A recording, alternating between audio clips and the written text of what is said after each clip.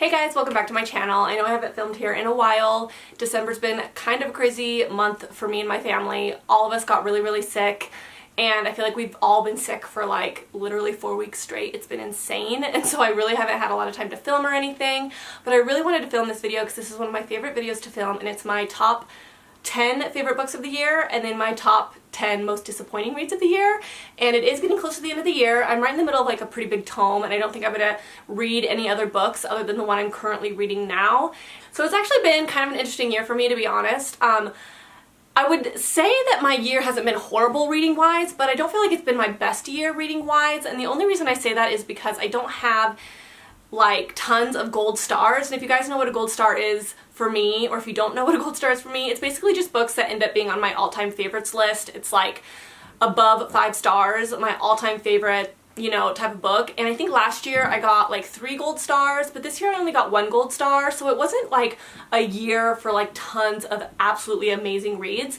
But I looked on my, you know, wrap up of the year on Goodreads, and I still rated, my average rating was still 3.7, which every single year I swear it's 3.7, which is really weird that every year it's the exact same like average rating, but it's the same average rating as it's always been, so I don't really know what that says, but yeah, only 1 gold star. So I wouldn't say this is my best reading year ever as far as like really highly rated books, but it definitely wasn't like a horrible year either. I only read, let's see, so I only read 52 books this year, but I think by the end of the year, it's going to be 53, maybe 54, maybe. Last year I read 60 books. My goal actually this year, like my inner goal, was 60 books, but my Goodreads goal was 37. I always set it as my age, so yeah, so I read 52 books, not my best reading year as far as numbers goes, but I usually read in like the 50s range, like anywhere between 50 and 60, that's usually about where I'm at. So my first favorite book of the year was a book that I read at the very beginning of the year, and this is a book that I can completely understand people not liking. Like, there is elements of this book where you're just kind of like, ew, like it kind of makes you feel icky, and there was definitely parts of this book where I was like, that was just a little too far, a little too much. But overall, I can't deny the fact that I really love this book, and it is super rare for me to not be able to put a book down. Like, I just want to read it all the time until I'm done with the book. And this was one of those books where I feel like I just wanted to read it all the time until I was finished with it, and that was Whispers and the Roars, and this is by Kay Webster, and it's a dark romance, I would say, but it's also kind of like a psychological thriller. Well, is it a thriller? It's not really a thriller. It's kind of like a psychological dark romance horror, sort of. I don't know. It's like this really weird mixture of genres, but it was really good. The only thing is there's tons of trigger warnings with this one, like insane amounts of trigger warnings. Like, if you're a sensitive reader, I wouldn't necessarily read it because it is a darker book, but there was something about this book that wouldn't let me like not think about it. Like, I was thinking about it the entire time I was reading it. Like, if I wasn't reading it, I was thinking about reading it. I read this book within like 2 days, I swear. It was just one of those books that I couldn't put down, and I really love how she wrote it. I feel like she did a really good job with the subject matter. I feel like this type of book could be really problematic, which that's a word I really don't like, but I feel like you could do this subject matter really wrong or really poorly, but I feel like personally she did a lot of research and she really tried to understand kind of like how to write this, and she did a pretty good job with it. But it is dark. Like, I don't want to say too much more because I don't want to give the plot of it away, but it's dark but good. It's dark but good. It's really hard to explain. Like, do you guys ever feel weird like rating really dark books 5 stars because you feel kind of like wrong doing it, but then like you can't help but like it? Like, that's how I feel with this one. So the next book I want to talk about is Bunny by Mona Awad. Now, this is one of those really weird books where you're reading it and you're like, am I liking this? Like, this is kind of weird. Like, what is going on? And then you finish it and you literally can't stop thinking about it. That is exactly what happened to me with this book. Like, I was so invested in like reading what people's theories were and like watching Mona Awad's interviews and like making up my own theories and ideas about this book. This was one of those books where you put it down and you just want to like analyze it. Seeing everybody's theories was so interesting because everybody had a different idea about what they thought about this book, and sometimes, usually, I don't like that in books. Like, I don't like those open-ended, like, not straightforward books, so I was really surprised that I liked this one so much because of that, but because I was so invested in reading everybody's theories, like, I couldn't help but admit that the way that she wrote this was so good in that regard, because I feel like everything had a purpose. Like, it was one of those books where everything has a purpose. Like, you know how they always say with like Taylor Swift, like there's all these like underlying hints and stuff that she like throws into all her videos? Like, I feel like that's how it was with this book. Like, everything, if you read this over and over and over and over again, you're gonna like pinpoint little interesting things here and there that you're like, oh, I know why she put that in there. And I feel like that takes a lot of effort. I highly recommend it. Like, if you like cult type of things, if you like Clueless, it kind of has those vibes at times. Like, it's just good. It's just good. It has like kind of Mean Girl vibes too, but like horror. I can't explain it, but it's really good. So the next book I read was a book that I actually haven't talked about on my channel yet, because I haven't done a wrap-up for it. So I'm going to be talking about it now. I'll probably put it in my wrap-up as well when I do a wrap-up of the recent books that I read, but it is Starfish by Akemi Dawn Bowman, and this book was so good. This was on my top 10 books I want to read in 2022, and I realized that I hadn't read very many from that list, which was really surprising to me, because every single time I make a list like that, I always think I'm going to read like so many of them, and then I don't. I don't know why. It's so weird. But I decided to pick this one up because I thought it'd be a pretty quick, easy read. And I've heard a lot of people say good things about it, and they're absolutely right. This book is amazing. This book is great for like juniors, seniors in high school. It has a really good message about, you know, living with a toxic parent, a narcissistic parent, and wanting to like get away from that toxic environment, but being insecure, having social anxiety, because when you're raised by a narcissist, like, you end up growing up with a lot of issues, a lot of self-esteem issues. And this is a book about a girl who wants to get away from this toxic environment so badly, and she wants to go to this specific art school. And she has been like dreaming of going to this art school. She thinks it's going to change her entire life and her entire, you know, living situation, and she just can't wait to get out. And then she doesn't get accepted to this art school, and she's like, that was like my way out. That was the only way I was going to get out of this situation. But then she ends up meeting this guy that she was friends with when she was younger, and they end up going on a road trip to California, and it's kind of like her journey to like self-discovery without her toxic parent, and it's her trying to figure out what she's going to do with her life now that she didn't get into her dream art school. And there's just something so real about this book, and it's so inspiring and so motivating, and I feel like so many younger kids could probably relate to this girl's story. She also is mixed, so she's half Japanese, half white, and it talks a lot about what that is like growing up and how her mom kind of has a little bit of a hatred for the fact that she is mixed, and that in turn causes hatred within herself, and it's kind of her accepting herself and, you know, just gaining confidence. It's such a good book. Like, I think that this is so well done, and I feel like, I don't know if this is like an own voices type of story, but the way the author wrote the narcissistic mother is so good.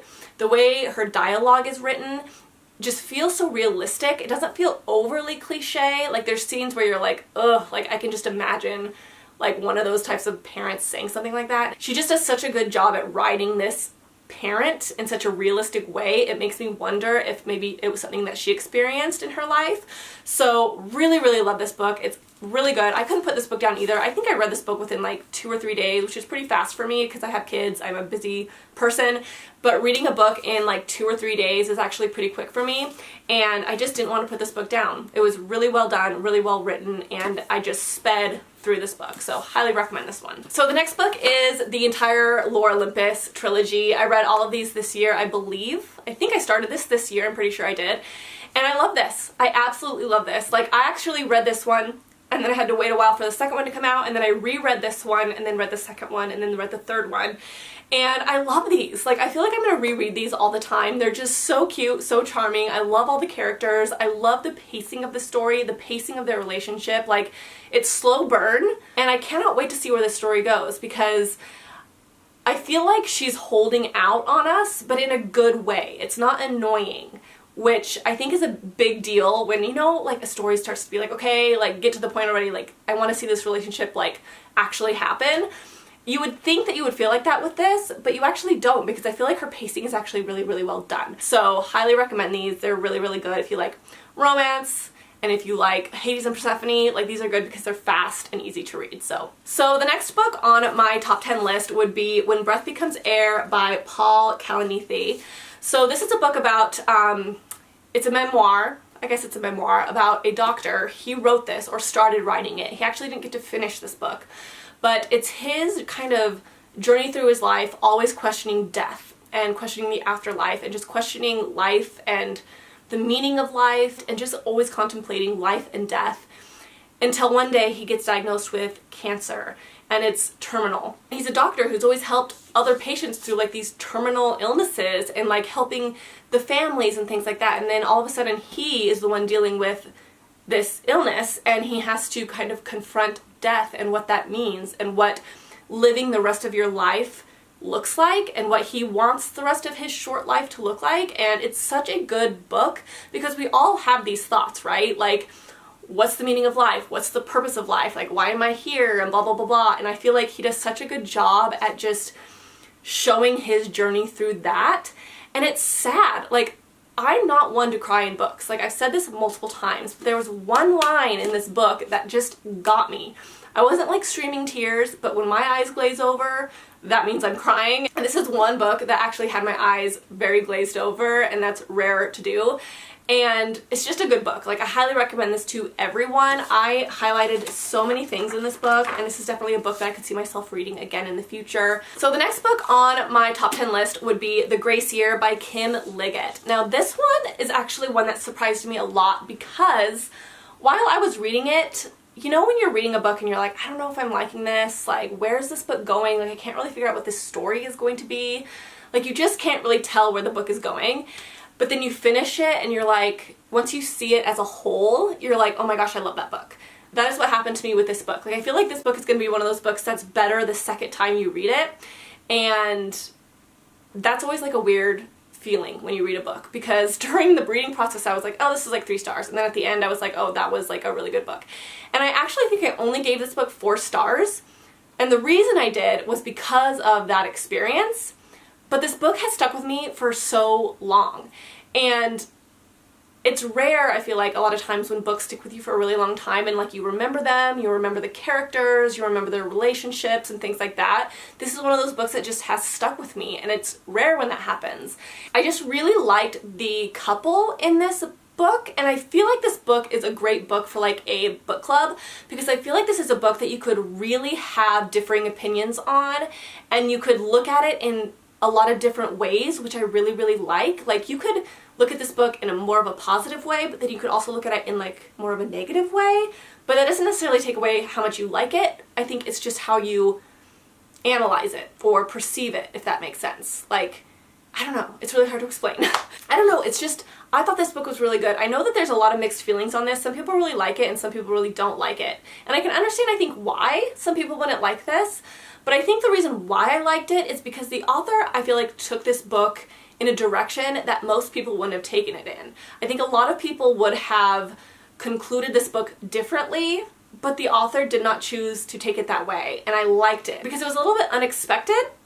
And I like that she just did what she wanted to do with this book. Like, I really appreciate that. So I give this book 4 stars, but honestly, I could change it to 5 possibly, only because it stuck with me for so long, and I do actually want to read this book again in the future, which is saying a lot. So I really liked this. Let me know if you guys have read this book and if you guys liked it as much as me, or if it stuck with you like it stuck with me. I'd be very curious. So the next book is a book that I've talked about so much on this channel already this year, but I have to put it on this list because it is one of my favorite books of the year. And it is the graphic novel This Is How I Disappear, and this is by Marian Malley. Sorry, I have like it's really tiny on my screen. Marian Malley, I think. Now, this is a graphic novel about a girl. I feel like I've explained this so many times, so I'm sorry, but this is about a girl who basically falls into a very subtle depression where it's like, so I think the term is dysthymia is what it's called, when it's a very slight depression that you live with just in your day-to-day life, but it's always there. And you always make excuses. And this girl, it kind of shows her experience with dysthymia and how it's like, oh, my situation isn't that bad. It's fine. Like, other people have it worse. Other people have it worse. But it gets worse and worse and worse. And it's kind of like how she falls slowly and slowly, like slower into like a deeper depression and what that looks like. And how it's so easy to just say, I'm fine, or my experience isn't as bad as like this person over here, so I don't need to go to a therapist, or I don't need to get it taken care of because I'm fine. But then all of a sudden you're like really, really depressed, and then it like just hits you across the face and you're like, oh my gosh, like maybe I actually should get help for this. Like I think it's a really, really, really realistic take on what depression actually looks like in real life and why so many people live with it without actually getting help with it, because you always think someone else has it worse. It's just so good and so realistic. Like I highly recommend this book for everyone. It is such a good book. It is such a good book, and it's a graphic novel, so it's really quick to read, and she just did such a fantastic job with it. Like this is something that I would love to own because I think so many people would just get a lot out of this book. So the next book on my top 10 list would be Between Wrath and Mercy by Jess Wisecup. This is a fantasy romance, and I was actually put onto this book by Hardback Hoarder. She read it and said it was amazing, but the main reason why I wanted to read this is because the main character is in her 30s and she has a child. And it's a romance between her and the prince. And it's so rare to get like a fantasy romance book with somebody that's my age. Like it's usually new adult or young adult. I'm not a new adult anymore. Like I'm an adult. Like I want a book with like main characters with kids in them, and it's so rare to find. And this book has that, and I love it so much. And there's so much representation for like just different body types, different races, different sexualities. Like so much great representation in this book, and it's so good. Like the pacing is phenomenal. I feel like I read this earlier this year, and I'm currently reading the second one right now. And I have a new favorite character actually, and it's in this series. His name is DeWalt, and he is like the side character. He's kind of like Rune from Crescent City, or like Cassian. Like they're the main friend of like the main love interest, but they kind of have their own little side plot going on, and I love him so much. He's such an interesting character, and I love this book series. You guys need to check it out. I actually just signed up for the Bookish box, and this is actually coming out in the Bookish box in like a really nice like hardback, you know, special edition. And I'm really excited to get it because I've already read it, but I would love to own a special edition of this. And the second book is also really good as well. I wouldn't say it's as good as this one, but it's still good. There's just a trope in it that I'm not super like obsessed with, which I'll talk about when I do the wrap up or whatever. But yes, this is really, really good. If you love like A Court of Thorns and Roses and things like that, then you'll really like this because it has the same vibes. It really, really does. I will say they're very long though because they're tomes, but the text is really, really small. So these books do take a while to read if you're not listening to them on audio. Like I've been reading mine for like a month now, but I'm just kind of letting myself work through it slowly because I'm really enjoying it, but I don't want to feel like burdened by it. So they do take a while to read, but they are really good if you're looking for like a really good like fantasy romance and you are not 20 years old. You're more like 35. The next book that I absolutely loved was a book that I read recently. So every single year I read a thriller while I wrap presents. And this year I decided to read The Silent Patient because I'm obsessed with psychological thrillers now. Like it's what I've been reading like the most this year, or kind of the genre that I've discovered that I really, really like, especially while I'm cleaning or like doing some sort of chore. I love listening to psychological thrillers.